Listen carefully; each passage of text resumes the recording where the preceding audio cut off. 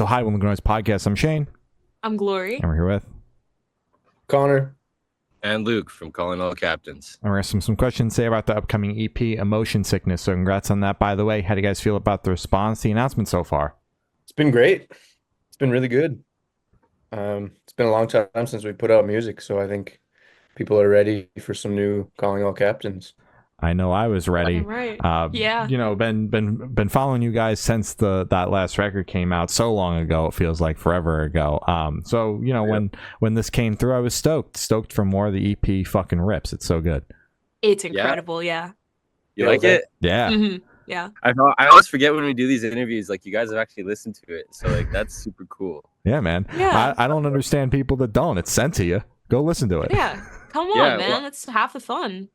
Yeah, I don't know. It's just I always forget that you get a sneak peek. Yeah, it's Everybody else like my has to favorite wait. part of the job. I love talking Yeah. to the artists, but I also love getting to hear the music early. Mm-hmm. That is pretty sweet. Yeah.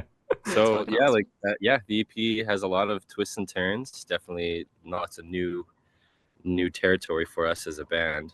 Yeah, Mhm. absolutely. Hell yeah. Wonderful. So is there any meaning behind the EP title or cover art? Kinda. I mean, of course, as all things, like we choose it. Connor actually came up with the name. We were just kind of mucking about, talking about motion sickness, and then Connor just plucked it out of the air. He was just like, emotion sickness. I was like, damn, dude. I was like, Fuck. that's crazy, because like you ever get so sad you like want to puke. Yeah. So I was like, Yeah. damn, like that's like a real thing, like I felt like that once upon a Mhm. time. So that's kind of what we decided to name it, but we didn't really realize how the subject matter of each song would definitely tie into its own emotion sickness type of feeling, Yeah. Yeah. At what point in the process did the title kind of come about? Came like first. Okay. I mean, Okay. we're always writing I demos. feel like and we were in the always- band before we were even home from tour. We were just like, what do we call the next one? Well, yeah, I mean, like some of the songs were already written and some of them we had written after the fact, but once we kind of agreed on the name, it was like, okay, now we know what we're calling it. Let's sort of write into that. Interesting. Mhm. And same with the EP artwork. Like we hit up our designer, Ron Topman, does some cool shit for us. Shout out Half Measure. Yeah, so we really wanted to tie it into emotion sickness. So the whole thing is based around the serotonin symbol.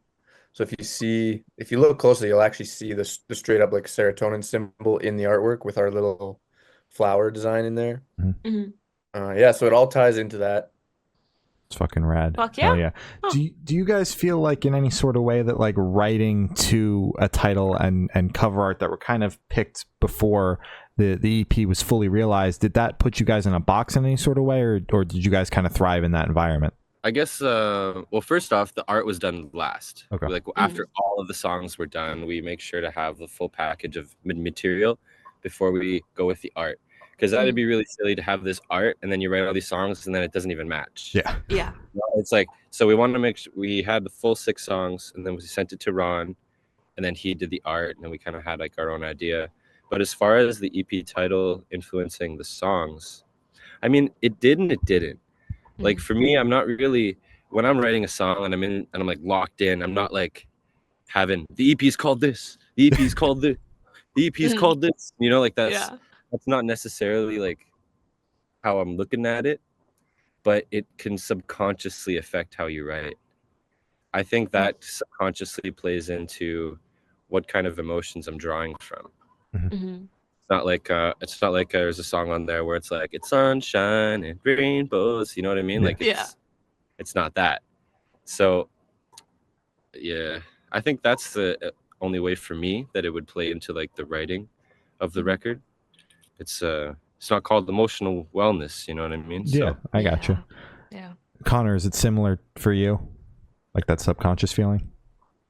Yeah, I think so. I mean, like I was saying, some of the songs were already written, and I think probably the like emotion sickness and the ideas behind it kind of encompass like a lot of our stuff, our older stuff too. We just generally talk about feelings and dealing with them. So I don't think it really put us in a box at all. I think it kind of would have applied to any of the stuff we write because it tends to be like that anyways. Yeah, Mhm. fair enough. Makes sense. So can you guys tell us a little bit about your writing process for the EP? It's me Well, and this guy. yeah, Mhm. you're looking at it, brother. We're just sitting in front of a MacBook somewhere. Mhm. Connor really good at writing riffs. So like we'll take something he's written and then we'll base an entire song off that stuff. I Mhm. literally will be a thief and I'll do that. That's how we got Fool's Gold. I stole Mhm. it from him. I was like, yeah, Pull good my stuff. wrist.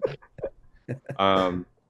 And then sometimes I'll just be crazy and I'll just get locked in and I'll write a song in like an evening and then I'll Mhm. send it to Connor and he's like, okay, what have you done?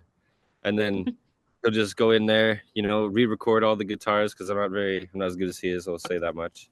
Mhm. And yeah, while he's recording the guitars, he just have great ideas. Every time I write lyrics and melodies, they're never final. Mhm. I always make sure to get Connor's input, make sure I'm not saying too much. Make sure I'm not just like trauma dumping on a song Mhm. for no reason. You know what I mean? Uh-huh. Yeah. Yeah. Make So sure there's when some hope in there. So yeah, that's like a super integral part of our writing style, especially for this EP. Of course, however, I will say this: there's this one on there Mhm. called "One More Day" that Connor sings. How did you guys like that one, by the way? It was I good. like that. Yeah. Yeah. Very cool. That one, it just came out. It just came from the heart, and we didn't even change it in the studio. So Oh, that wow. was one of the rare times where our producer looked at it and he was like, "You know what, boys? Like, I think she's good." Wow. Oh, wow. Yeah. Damn. So when you guys are writing together, it's not just you off in a room, locked in, writing a song in an evening. Is it kind of Connor works on instrumental while you're doing lyrics, or is it just kind of you're both focusing on instrumental, you're both focusing on lyrics? So like, how do you guys split up the work if you do? Honestly, we really have no like nailed down process. We just like to catch a vibe and like if Luke's feeling the guitar part, then that's how we're going. We're rolling like that. Hmm. If I'm writing lyrics, like it's kind of just like whatever feels best. Yeah. And as long as we both like where it's going, then we just keep exploring and yeah, like it's a really free creative process. We don't really have a nailed down recipe for writing a song. Yeah, it's not like we're locked into our positions of the band either. It's not like because he's guitar player and like he'll do guitars. Like I write a Yeah. lot of guitars and he'll do lots of lyrics and vocals. Like Mhm. that's just the way she goes. I think that's one of my favorite parts is that it's literally just all vibes. Mhm. Like it's like if Connor's feeling it, he takes the lead. We both have like lots of musical trust with each other. Good. So if somebody catches it and like you can see it in their eyes when they Mhm. catch it, and so you just let them run with it and then see what happens. Yeah. We've also been best friends for like 15 years. So Oh. neither of Yeah, us are afraid to like put our foot down or be like, no, like this is not how it should be. Like we'll Yeah. challenge each other and we'll support each other depending on we'll how we're push. feeling about the song. Yeah. Mhm. Damn Gotcha. right. Hell yeah. That's great. So what song off this EP took longest to write, and then which one is each of your own personal favorite? Took longest to write. Mm-hmm. Probably Sunbeam. I would say Wallflower. There were many different versions of Oh, Wallflower before right. we put it out. It was mostly like arrangement that kept changing. Okay. Everything else came together pretty quick and easy. Um, Skin and Bones, especially, it was like pretty much one Boom. shot done. Like I think we wrote it in an evening and didn't really change much. Mm-hmm. Yeah. Same with One More Day. Took a little longer than that, but once we had the final demo, didn't really change much. Mm-hmm. But Wallflower, I think like because we'll write the song, we'll finish the demo to like how we feel it should go, and then we bring it to the other boys, Brad and Tim. Um, and then we take it to our producer Quinn. So it's not just Luke and I that have the final say. Mhm. Mm-hmm. Uh, So yeah, there are times where like the four of us or the five of us won't agree on like a arrangement mostly. And Wallflower was one of those where we probably have like six different versions of the demo Damn. sitting with like different endings or like the way that it all comes together. Mhm. Yeah. Yeah, I think it worked out for the best how we ended up doing it. Oh, Hell yeah. right. And Yeah. favorites? Mhm. Favorites. Oh man, Skin and Bones for me. Nice. I'm gonna have to say One More Day. Yeah. Oh Yeah. yeah. Yeah. Solid Hell yeah. picks. Mhm. So for this question, I want each of you to pick your favorite lyric off the EP and tell us the meaning behind it. Man, okay, for me, I think it's the just the lines in Skin and Bones, the chorus. It's like I'm sinking into the bottom of my soul because I've been turning into skin and bones. If you looked at me, that's my favorite line. If you looked at me, you'd think you'd saw a ghost. Nice.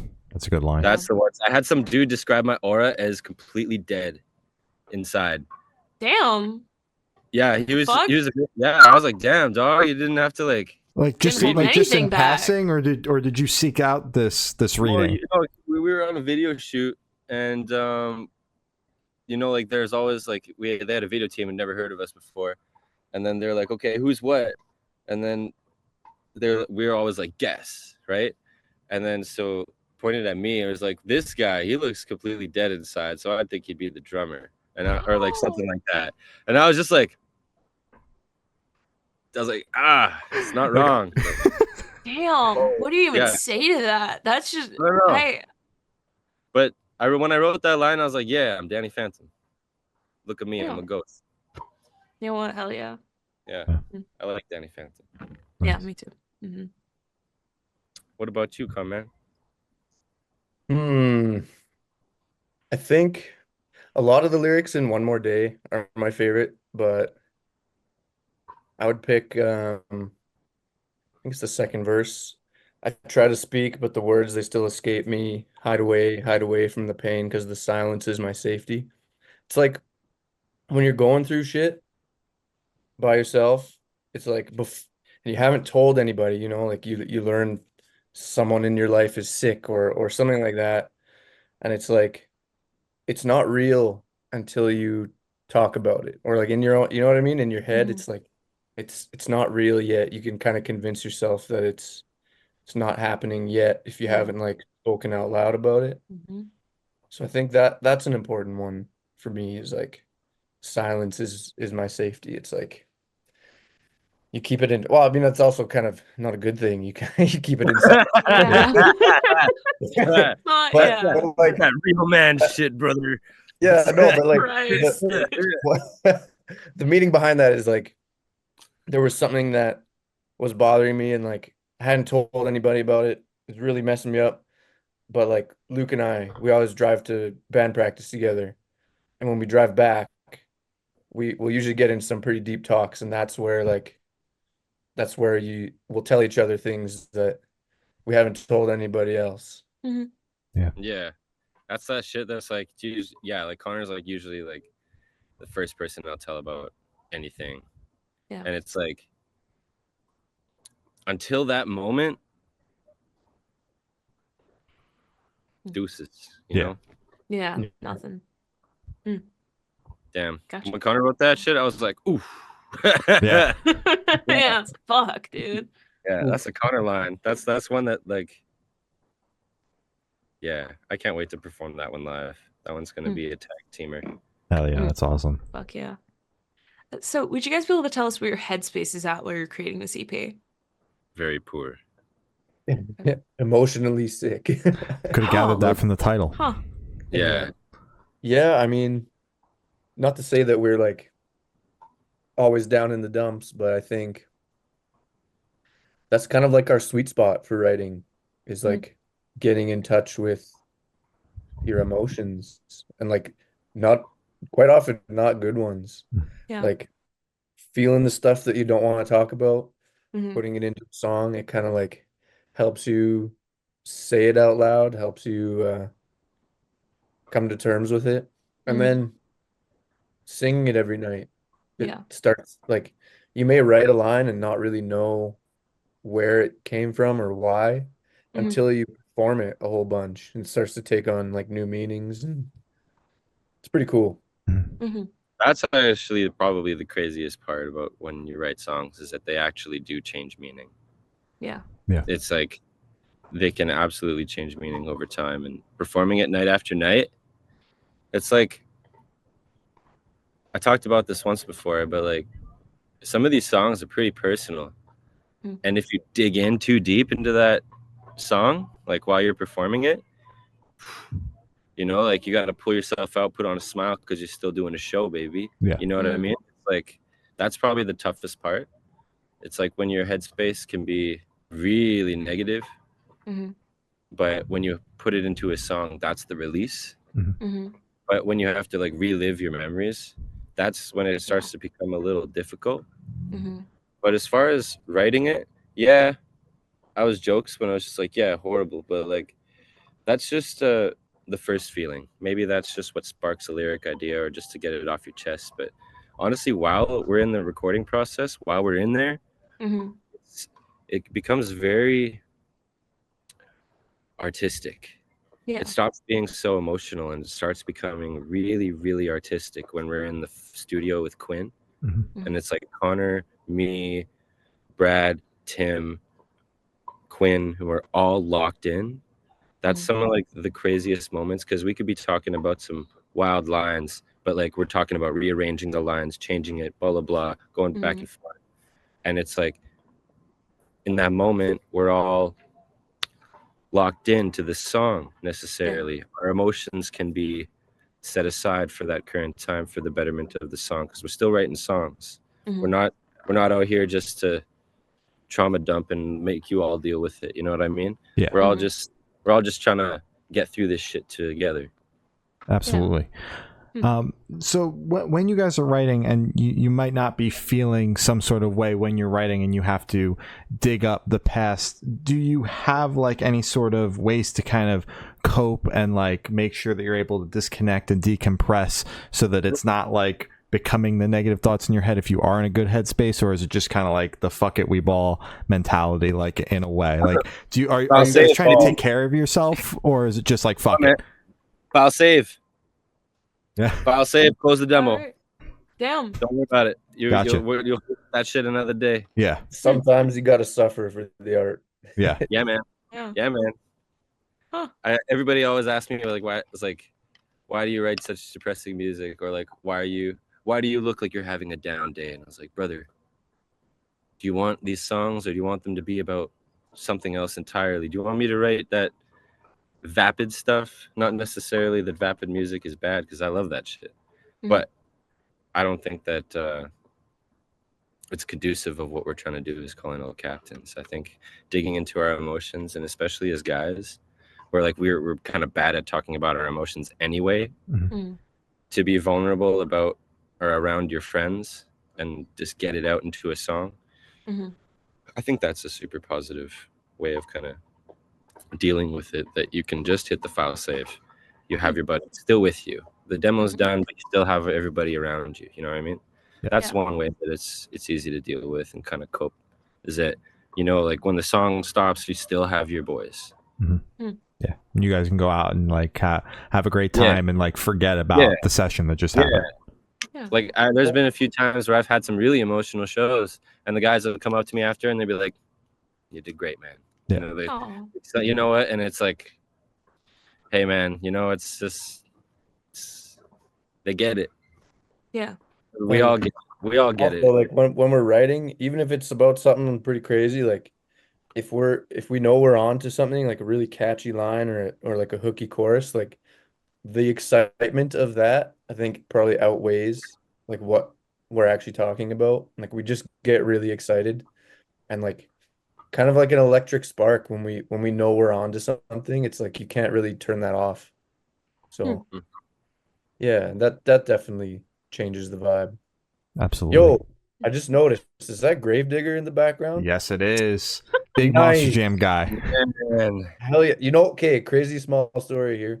I work for a delivery company in Edmonton here, and they were doing Monster Jam this past weekend at Rogers Place. And I had just happened to like be doing a delivery to the receiving bay at Rogers Place. So I pull in there and like come around the side of a dumpster, and I look to my left, and Gravedigger is sitting right there. Yo. Holy So shit. I called Luke, I video called him, and I was like, brother, because that's our favorite monster truck. We're like, brother, like, I look at what talk about found. I talk about Gravedigger all the time. Yeah, Oh. it's pretty crazy. That's I just awesome. noticed it in the back there. Fuck Oh yeah. my god. That's sick. I this poster is from, I was super into Monster Jam like growing up. So like 3 years old, my parents took me on a trip to wherever the base is in North Carolina, and I got to meet Dennis Anderson. I have pictures like in front of the truck. It's signed by Dennis Anderson, like 2006 or whenever we went. So yeah, big Monster Jam guy. Hell yeah. Hell yeah. Fuck Cheers. yeah. So Yeah. sick. Hell yeah. Yeah, right. So how do you recommend your fans to listen to this EP for the first time? Should do in the car with friends and talk with headphones on? Is workout EP, party EP? What do you guys personally recommend?